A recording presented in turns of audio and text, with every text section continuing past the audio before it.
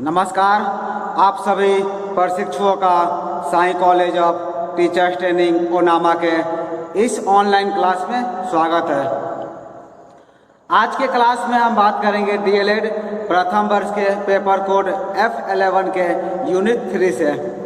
जैसा कि आप सभी जानते होंगे, आपको यूनिट 3 में पढ़ना है प्रदर्शन कला यानी कि परफॉर्मेंस आर्ट। तो आज हम परफॉर्मेंस आर्ट के अंतर्गत जो टॉपिक हमारा है वो टॉपिक आपका है वाचन। इसे आप सभी बोलना भी कह सकते हैं, क्योंकि प्रदर्शन कला में आपको जो है प्रदर्शन कला के विविध प्रकार एवं उनकी तैयारी के बारे में अध्ययन करना है, जिसके यूनिट में हमको पढ़ना आपके पाठ्यक्रम में दिया हुआ है वाचन यानी कि बोलना। इसके साथ ही साथ दिया हुआ है सृजनात्मक लेखन एवं संप्रेषण कला यानी कि कम्युनिकेशन आर्ट। तो मैंने पिछले वीडियो में संप्रेषण कला के ऊपर आपसे चर्चा किए थे, बात किए थे, और आज के क्लास में हम बात करेंगे वाचन के बारे में यानी बोलना। आप हेडिंग देंगे प्रदर्शन कला यानी कि परफॉर्मेंस आर्ट। परफॉर्मेंस आर्ट के अंतर्गत आपको लिखना है वाचन या बोलना। इसके अंतर्गत जो है वाचन के अंतर्गत आपकी परीक्षा में जो है कई तरह का प्रश्न पूछे जा सकते हैं, जिनमें एक प्रश्न ये भी है कि बोलने के प्रकार और इसके लिए शिक्षा के महत्व पर चर्चा करें, यानी कि modes of speech and importance of education for it. आप बोल सकते हैं बोलने के प्रकार और इसके लिए शिक्षा का क्या महत्व है, इम्पोर्टेंस ऑफ एजुकेशन के बारे में भी आपको परीक्षा में इस तरह का प्रश्न पूछे जा सकते हैं। तो चलिए हम इसी पर बात करेंगे, इसी पर चर्चा करेंगे। तो पहले आप रीडिंग देंगे वाचन या बोलना। वाचन या बोलना के बाद आप लिख सकते हैं modes of speech and importance of education for it, यानी कि बोलने के प्रकार और इसके लिए शिक्षा का महत्व।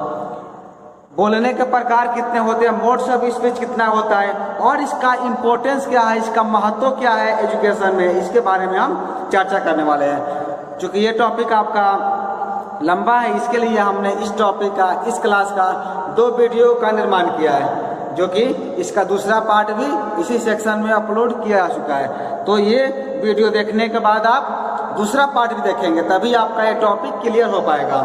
नहीं तो आपका टॉपिक ही अधूरा रह जाएगा और आप एग्जाम में बेहतर प्रदर्शन नहीं कर सकते हैं। तो इसीलिए ये वीडियो देखने के उपरांत आप इसका पार्ट 2 यानी कि दूसरा पार्ट भी जरूर देखें। चलिए हम शुरू करते हैं और समझते हैं कि वाचन आखिर होता क्या है, वाचन किसे कहते हैं, बोलना किसे कहते हैं। परीक्षा में आपको ये भी प्रश्न पूछा जा सकता है कि बोलना किसे कहते हैं। तो आप वहाँ लिखेंगे अपने भावों और विचारों को, जो भी आपके मन में भाव, जो भी विचार आ रहे हैं, उन भावों और विचारों को शुद्ध एवं स्पष्ट उच्चारण के साथ ही सार्थक शब्दों में प्रकट करना बोलना या वाचन कहलाता है। बहुत आसान डेफिनेशन है, आप याद रख सकते हैं। आपको कहना यह है अपने भावों और विचारों को शुद्ध एवं स्पष्ट उच्चारण के साथ ही सार्थक शब्दों में प्रकट करना ही वाचन कहलाता है या बोलना कहलाता है। इसमें वक्ता और श्रोता दोनों का होना अति आवश्यक है।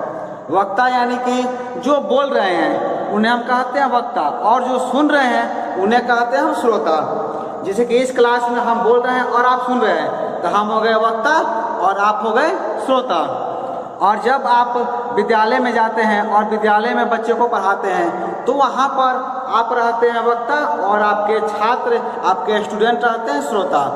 तो जब वाचन की प्रक्रिया होती है यानी कि बोलने की प्रक्रिया होती है, तो उसमें वक्ता और श्रोता दोनों का होना आवश्यक है। यदि वक्ता नहीं रहेगा तो भी यह प्रक्रिया नहीं पूर्ण हो पाएगी, और यदि श्रोता नहीं होगा तो भी यह प्रक्रिया पूर्ण नहीं हो पाएगी। इसमें आगे आपको लिखना है कि भाषा विकास में बोलना एक महत्वपूर्ण कौशल है।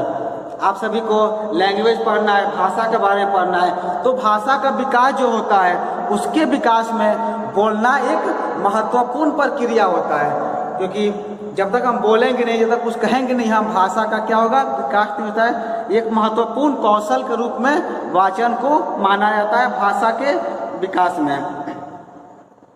जब हम कोई बात बोलते हैं तो हम क्या करते हैं, बीच बीच में रुकते भी हैं, आरोह अवरोह की प्रक्रिया अपनाते हैं। कुछ चीज़ों को हम तेज बोलते हैं, कुछ चीज़ों को हम धीरे बोलते हैं। तो ये जितनी भी प्रक्रियाएं हैं इसको हम लोग प्रमुख पहलू के रूप में देखते हैं।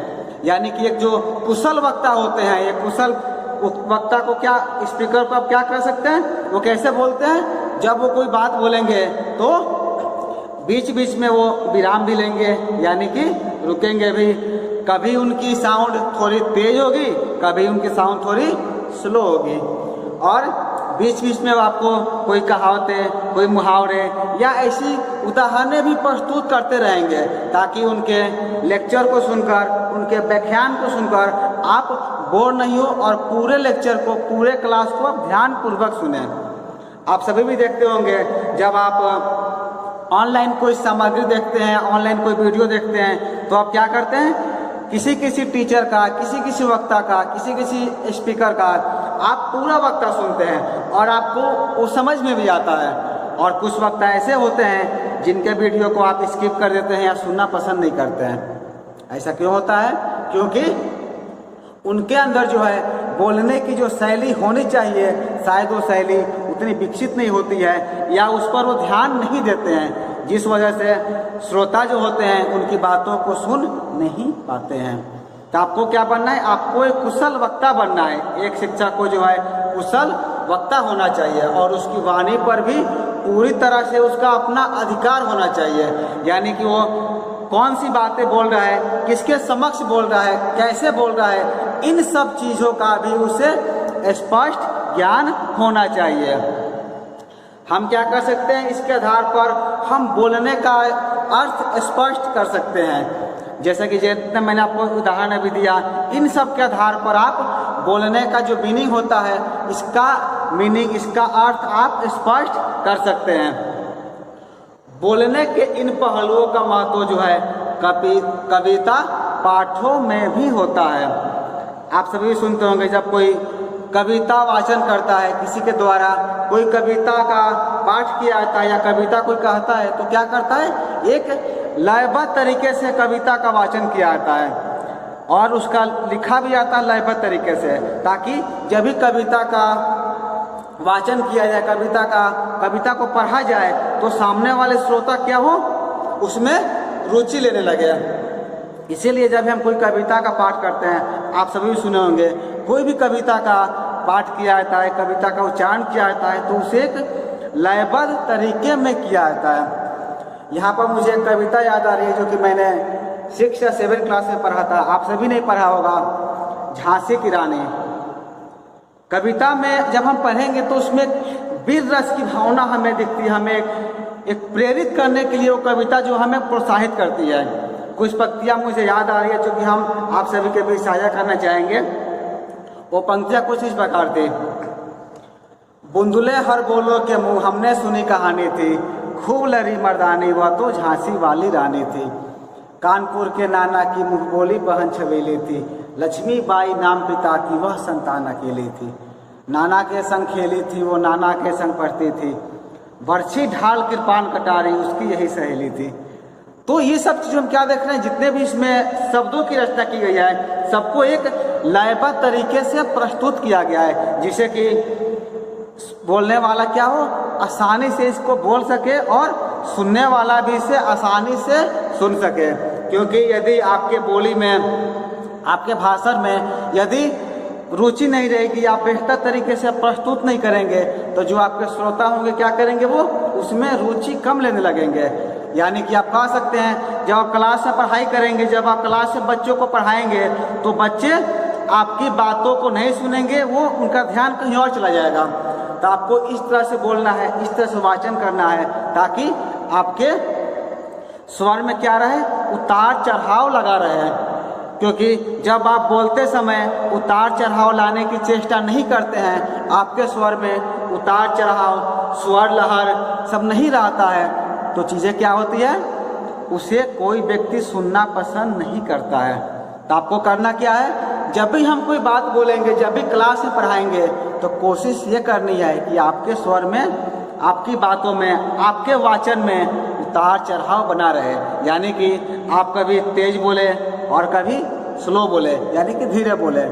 समय समय पर आप क्या करें, उसमें प्रश्नवाचक और विस्मय के शब्द भी आप उसमें बोलते रहें। यानी कि आप कह सकते हैं आपके स्वर में, आपकी बातों में वो लहर दिखनी चाहिए, वो उतार चढ़ाव दिखनी चाहिए, जिससे कि आपके श्रोता जो हैं बेहतर तरीके से आपकी बातों को सुन सके। क्योंकि कहा भी जाता है कि यदि आपके वाणी में उतार चढ़ाव नहीं होगा, आपके विचारों में क्रम बचता नहीं होगी, तो आप एक कुशल वक्ता नहीं बन सकते हैं।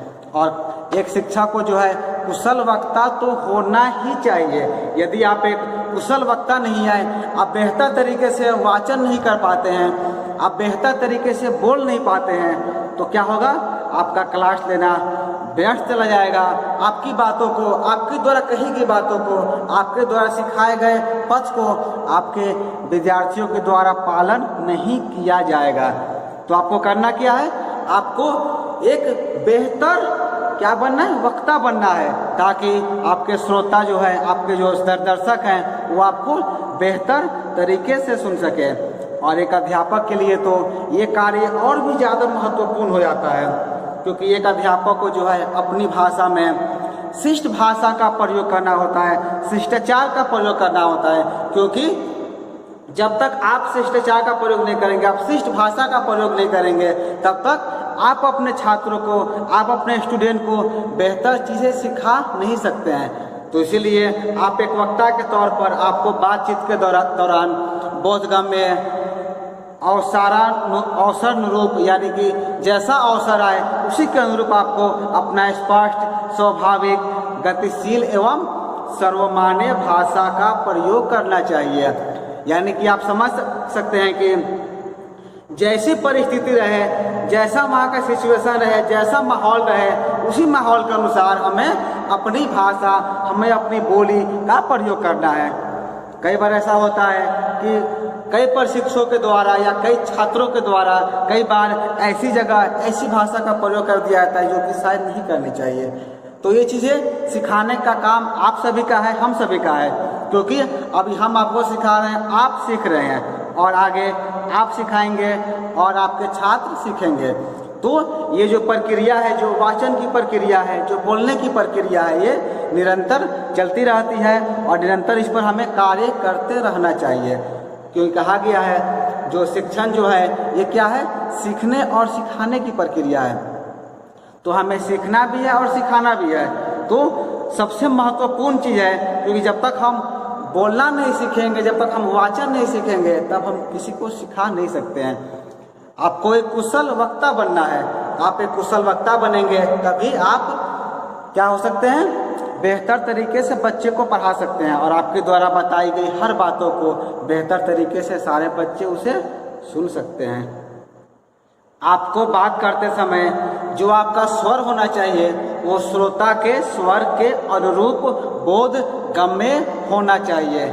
यानी कि आप जब किसी से बात कर रहे हैं या आप किसी को पढ़ा रहे हैं, तो जो आपके श्रोता हैं, जो आपके सुनने वाले हैं, आपका स्वर कैसा होना चाहिए, इतना हाई होना चाहिए कि हर किसी को स्पष्ट सुना जाए, और इतना तेज भी नहीं होना चाहिए कि उन्हें कुछ समझ में भी नहीं आए। यानी कि आपको ना तो बहुत ज़्यादा धीरे बोलना है और ना ही बहुत ज़्यादा तेज बोलना है। इस तरह से बोलना है आपको कि आपके श्रोता के स्वर के अनुरूप ही बोध गम्य रहे, यानी कि उन्हें सुनने में सुगमता हो। आपको क्या करना है, जब आप कोई बात बोले या किसी को कोई बात कह रहे हैं, तो आपको बातों को घुमा फिरा कर कहने की अपेक्षा जो है सुबोध ढंग से कहना ही तर्क संगत कहलाता है।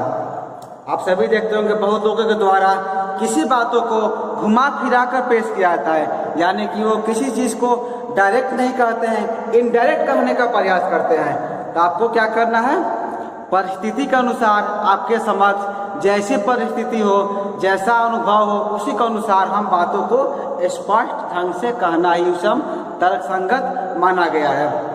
जैसे मैंने कहा है, कुछ व्यक्ति जो है शब्दों को तोड़ मरोड़ कर अप्रचलित शब्दों का प्रयोग कर किसी विषय को क्या करते हैं, वो नीरस बना देते हैं। अतः बातचीत में यथासंभव सर्वमान्य प्रचलित शब्दों तथा भाषा का ही प्रयोग करना चाहिए। अधिकतर क्या होता है, कई लोगों के द्वारा कोई शब्द बोला जाता है, मान लीजिए कि वो हिंदी बोल रहे हैं या इंग्लिश बोल रहे हैं, तो क्या करते हैं, ऐसे भाषा का प्रयोग करते हैं, ऐसे शब्दों का प्रयोग करते हैं जो कि शायद प्रचलित नहीं है, अप्रचलित है, या भाषा को तोड़ मरोड़ कर प्रस्तुत करते हैं, अपनी क्षेत्रीय भाषा का भी उसमें मिलान करके बोलते हैं। आपको करना क्या, यदि आप हिंदी बोल रहे हैं तो केवल हिंदी ही बोलिए, यदि आप भोजपुरी बोल रहे हैं तो केवल भोजपुरी बोलिए, या इंग्लिश बोल रहे हैं तो केवल इंग्लिश बोलिए, या आपकी जो अपनी क्षेत्रीय भाषा है तो उसी क्षेत्रीय भाषा का बस प्रयोग करना है। लेकिन होता क्या है, अक्सर ये देखा गया है कि लोगों के द्वारा भाषा तो कोई और बोला जाता है, यदि वो हिंदी बोल रहे हैं तो अब उनके यहाँ की जो अपनी क्षेत्रीय भाषा है उस भाषा को भी मिला करके उसमें बोलते हैं, जो कि सही नहीं होता है। आपके विषय को भी वो नीरस बना देगा, आपके सुनने वाले जो श्रोता हैं वो आपकी बातों को पूरी तरह से सुन नहीं पाएंगे।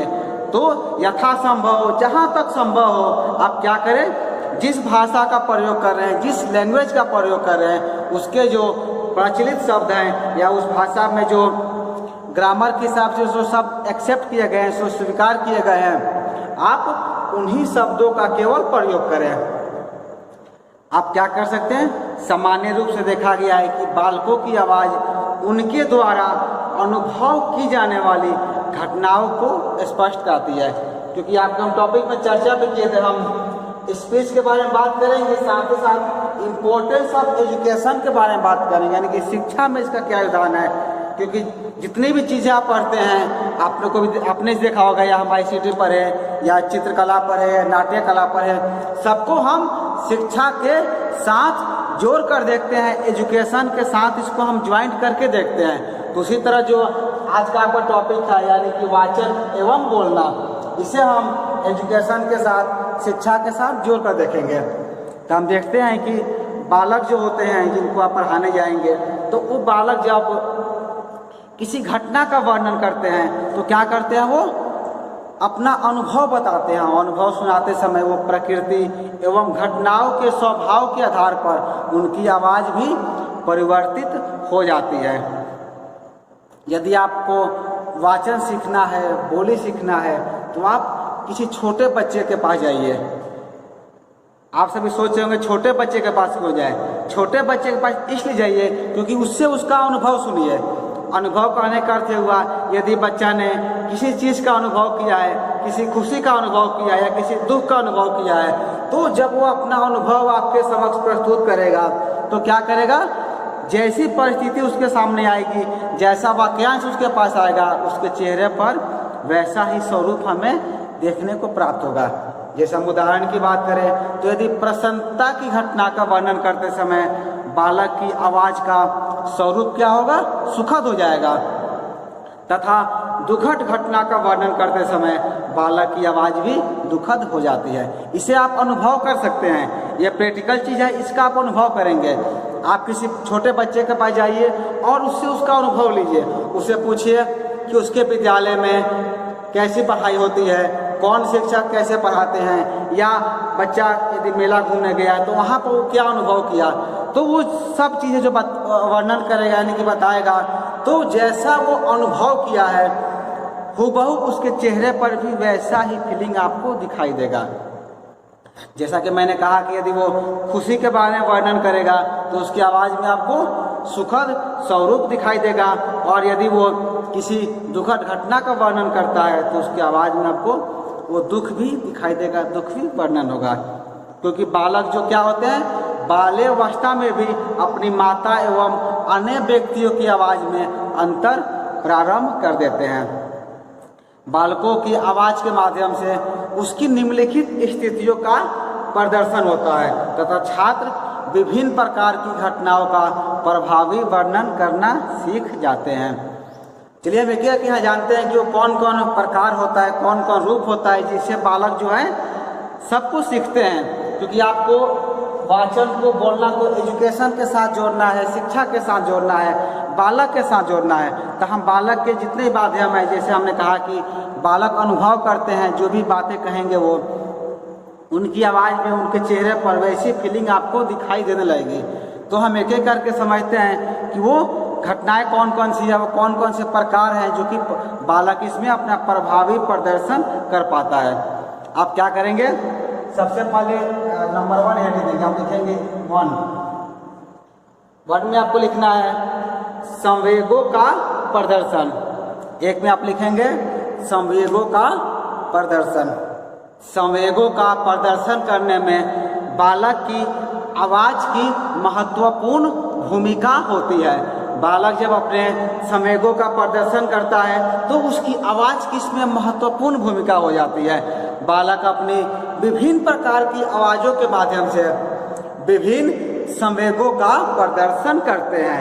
यदि हम एग्जाम्पल की बात करें तो आप उदाहरण में समझ सकते हैं, जैसे क्रोध की स्थिति में बालक की आवाज़ तीव्र हो जाती है, यानी कि तेज हो जाती है, तथा वह चिल्लाकर ऊंची आवाज़ में बातें करने लगता है, जिससे यह प्रकट हो जाता है कि बालक क्रोध की अवस्था में है। इसके विपरीत जब बालक प्रसन्नता की अवस्था में होता है, यानी खुशी की अवस्था में होता है, तो उसकी आवाज़ आनंद एवं हर्ष से परिपूर्ण हो जाती है। यानी कि बच्चा खुश हो जाता है, और जब वो खुश रहता है तब उसकी आवाज़ क्या होती है, सौम्य रहती है, मधुर रहती है। लेकिन जैसे ही वो क्रोध करता है तो क्रोध में क्या होता है, उसकी आवाज़ तीव्र हो जाती है और वो चिल्लाकर ऊंची आवाज़ में बात करने लगता है। तो आप समझ जाते हैं कि बच्चा क्या है, बच्चा क्रोध की अवस्था में है। लेकिन इसके विपरीत हमने क्या देखा, इसके विपरीत हमने ये जाना, जब बालक प्रसन्नता की अवस्था में होता है, यानी कि खुशी की अवस्था में होता है, तो उसकी आवाज़ क्या होती है, मधुर हो जाती है और सॉफ्ट हो जाती है। तो संवेगों का प्रदर्शन में आप ये लिख लेंगे, और इसके बाद आप लिखेंगे सेकेंड नंबर, यानी कि 2 नंबर। सेकेंड में आपको लिखना है विविध घटनाओं का वर्णन। 2 में आप लिखेंगे विविध घटनाओं का वर्णन। इसमें आप सभी को लिखना है बालक विभिन्न प्रकार की घटनाओं के वर्णन में भी अपनी ध्वनियों के स्वरूप को परिवर्तित कर लेते हैं। आप सभी क्या पढ़ रहे हैं, वाचन पढ़ रहे हैं, तो वाचन में हमके बच्चे की भी आवाज़ को भी समझना है, क्योंकि जब हम उनकी बातचीत को, उनकी भाषा को नहीं समझेंगे, उनकी फीलिंग को हम नहीं जान सकते। इसीलिए हमने 1 में जाना संवेगों का प्रदर्शन, और सेकंड में जाना है विविध घटनाओं का वर्णन। यानी कि बालक जो है विभिन्न प्रकार की घटनाओं के वर्णन में भी अपनी ध्वनियों के स्वरूप को परिवर्तित कर लेते हैं। वो किसी भी घटना का वर्णन करेंगे तो उस घटना के वर्णन करने के दरमियान जो उनकी साउंड है, जो उनकी आवाज़ है, उस आवाज़ में भी वो परिवर्तन कर लेते हैं। यदि हम एग्जाम्पल देखें, उदाहरण देखें, तो बालक यदि किसी घटना का वर्णन कर रहा है, जैसा कि मैंने पहले आपको बताया था, आप बालक से किसी घटना का वर्णन कराइए तो क्या करेगा, वो उसमें निहित विभिन्न प्रकार के भावों के अनुसार वो अपनी आवाज़ को परिवर्तित कर लेता है। जब किसी प्रसन्नता के तत्वों का वर्णन करेगा, यानी खुशी के तत्वों का वर्णन करेगा, तो उसकी आवाज़ में मधुरता आ जाती है, तथा किसी वाद विवाद की स्थिति में, क्रोध की स्थिति में वह अपनी आवाज़ को तीव्र बना लेता है, यानी कि तेज कर लेता है। जैसा कि मैंने इसके पहले वाले में 1 में जाना था, संवेगों के प्रदर्शन के अंतर्गत बच्चा यदि गुस्सा में रहेगा तो उसकी आवाज़ तीव्र हो जाती है, और जब वो आनंद की अवस्था में रहेगा, हर्ष की अवस्था में रहेगा, तो उसकी आवाज़ मधुर हो जाती है। ठीक उसी प्रकार दूसरे में आपने जाना, दूसरे नंबर के पॉइंट में विविध घटनाओं के वर्णन में, जब बच्चा यदि किसी दुखद घटना का वर्णन करेगा तो उसके चेहरे पर उदासी के भाव आ जाएंगी, और यदि वो किसी ऐसी घटना का वर्णन कर रहा है जिसमें उसको आनंद की प्राप्ति हुई है, खुशी का अनुभव हुआ है, प्रसन्नता का अनुभव हुआ है, तो उसकी आवाज़ में क्या आती है, उसकी आवाज़ में मधुरता आ जाएगी। इसके बाद आप लिखेंगे 3 नंबर में, नंबर 3 में लिखना है आपको विभिन्न प्रकार के व्यवहार। इसमें हेडिंग देंगे विभिन्न प्रकार के व्यवहार, यानी कि बिहेव। छात्रों के द्वारा विभिन्न प्रकार के व्यवहारों का प्रदर्शन करने में भी आवाज़ की महत्वपूर्ण भूमिका होती है। क्योंकि जब बालक कक्षा में शिक्षक के प्रवेश करने पर देखता है कि शिक्षक के व्यवहार में क्रोध होने पर वो क्या होता है, शांत हो जाता है। आप सभी भी देखते होंगे जब आप क्लास में क्रोध कीजिएगा तो क्या होगा, बच्चे सब शांत हो जाते हैं, एकदम आराम से बैठ जाएंगे। लेकिन होता क्या है, क्योंकि वो नहीं चाहते हैं कि शिक्षक के कोप का वो भाजन बन सके। यानी कि जब क्लास में शिक्षक क्रोध होते हैं, शिक्षक गुस्सा करते हैं, तो बच्चे क्या होते हैं, बच्चे एकदम शांत होकर आराम से बैठ जाते हैं, जैसे कि कुछ हुआ ही नहीं हो। वो क्या करते हैं, व्यवहार के विभिन्न रूप के अनुसार, विभिन्न प्रकार के अनुसार अपने व्यवहार में परिवर्तन करते हैं। क्योंकि वो नहीं चाहते हैं कि यदि शिक्षक गुस्सा है तो हम यदि शोरगुल करेंगे तो उनके कोप का हम लोग भाजन बन सकते हैं। इस प्रकार जब शिक्षक यदि प्रसन्नता की दशा में होते हैं, खुशी की अवस्था में होते हैं, तो यह माना जाता है कि शिक्षक अच्छी मनोदशा में है। इस स्थिति में छात्र कक्षा में शिक्षक के साथ अधिक बातें कर सकते हैं। इस प्रकार हम देख रहे हैं कि छात्रों के द्वारा आवाज़ के आधार पर विभिन्न प्रकार के व्यवहारों का प्रदर्शन किया जा सकता है।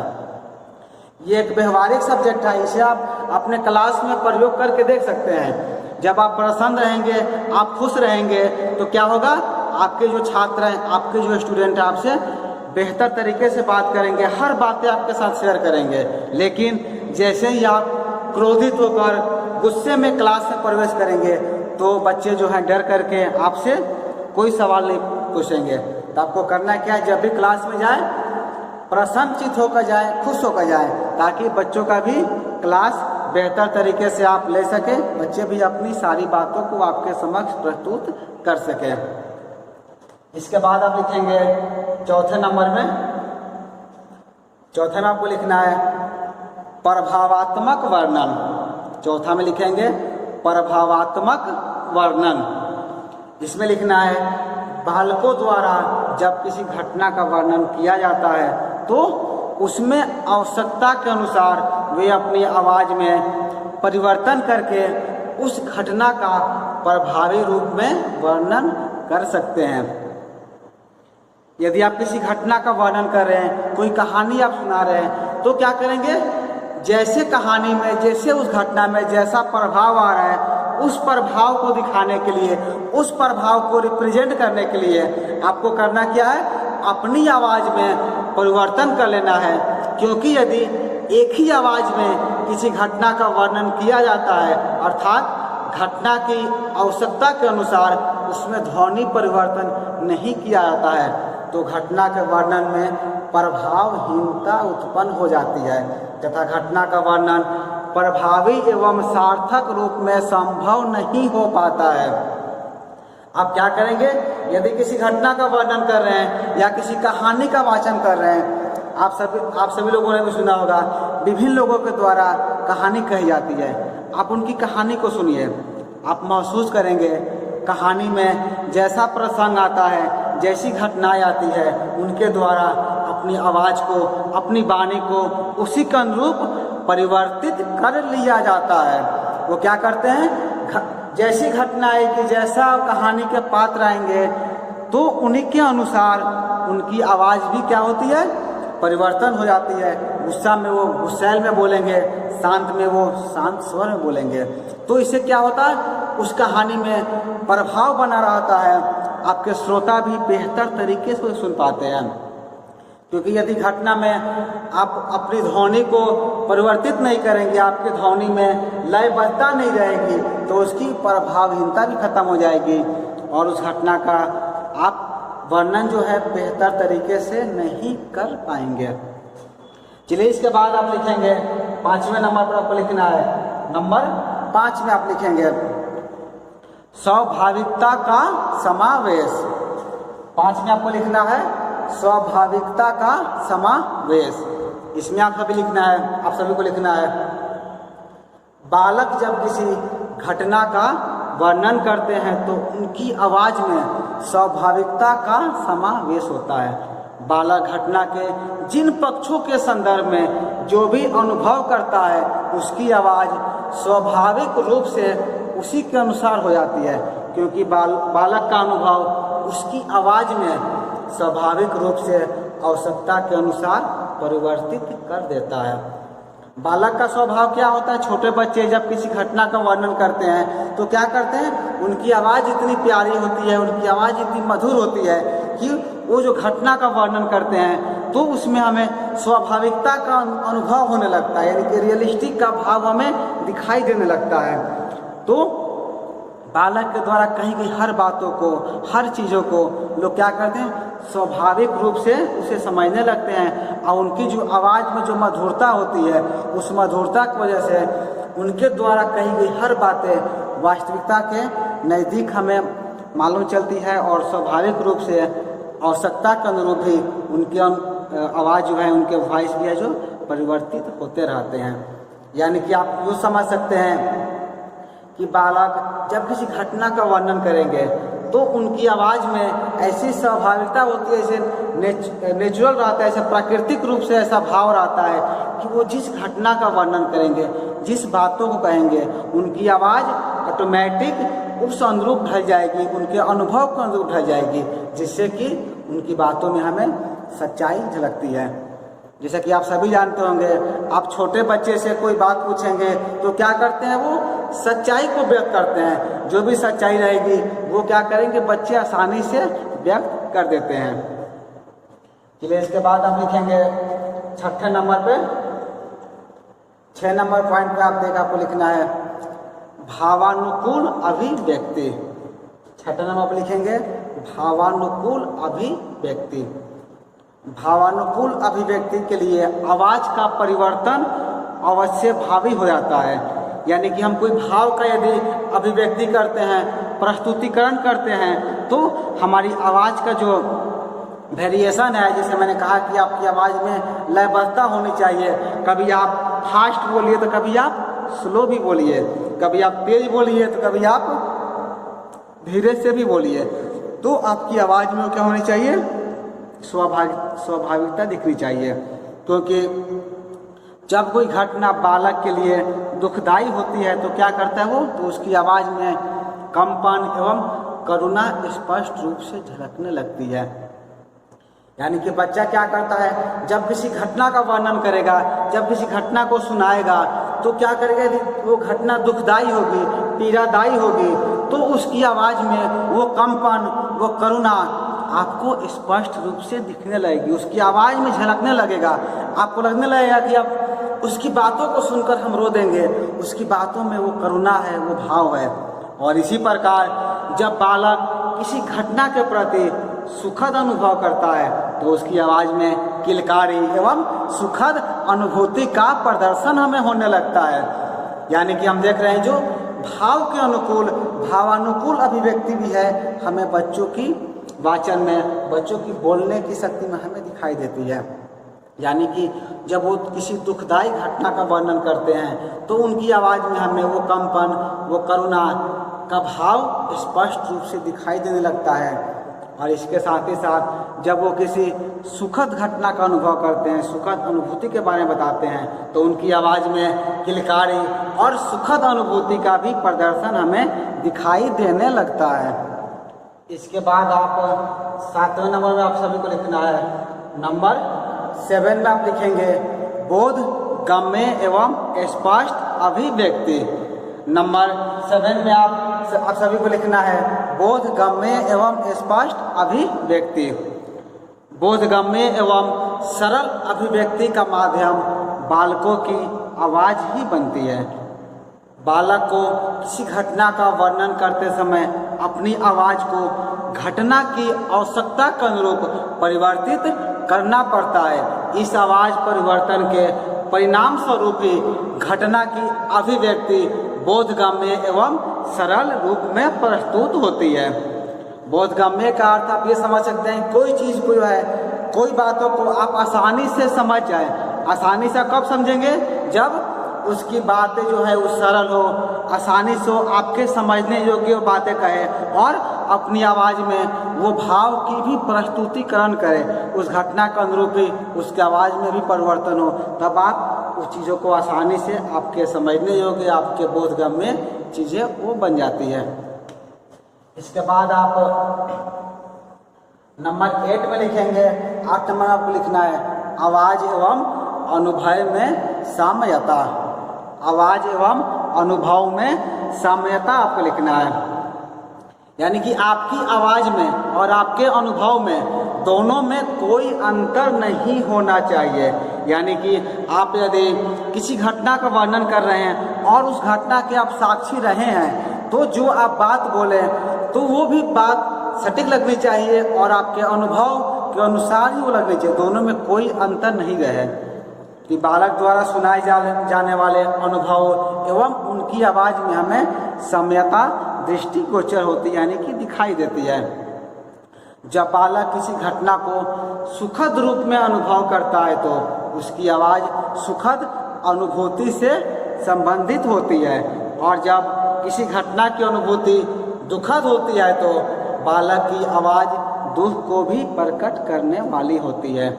यानी कि आप कह सकते हैं कि बालक की आवाज़ में बालक जो बात बोलता है और जो अनुभव किया रहता है, दोनों में हमें साम्यता दिखाई देती है।